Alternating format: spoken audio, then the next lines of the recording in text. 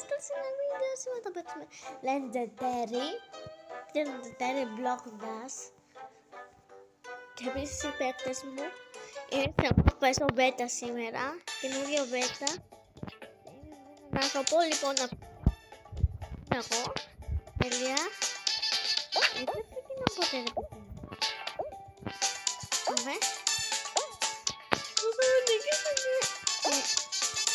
Βλέπεις το παιδάκι μου. Για αυτό το special. Ποιος είναι το special που θα το πάρει. Παιδιά, όποιος θα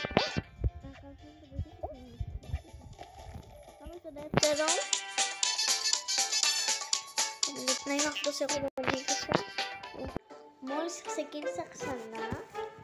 Παιδιά, μισό λεπτάκι γιατί είναι δύσκολο να το λοιπόν, τώρα είμαι με ένα skin uncommon.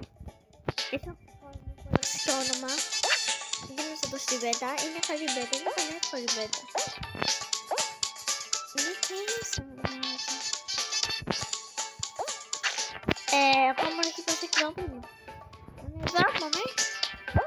Λίγο θες να φέρω emote.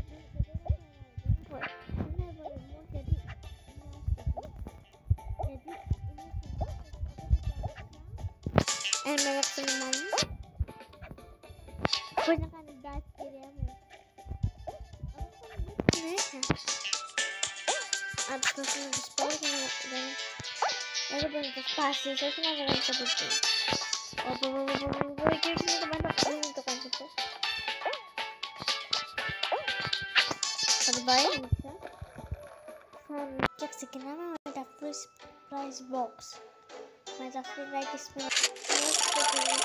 Καλή παιδιά.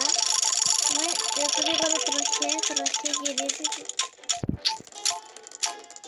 και μας δίνει η Rescue. Γεια σας. Με καινούριο skin από εδώ πέρα. Να είχαμε χαρά. Να είχαμε τη στήχη. Όχι, να μου πείτε παρακαλώ μην μας δίνουν tokens, με αυτός που μας έδωσαν tokens. Stable gems.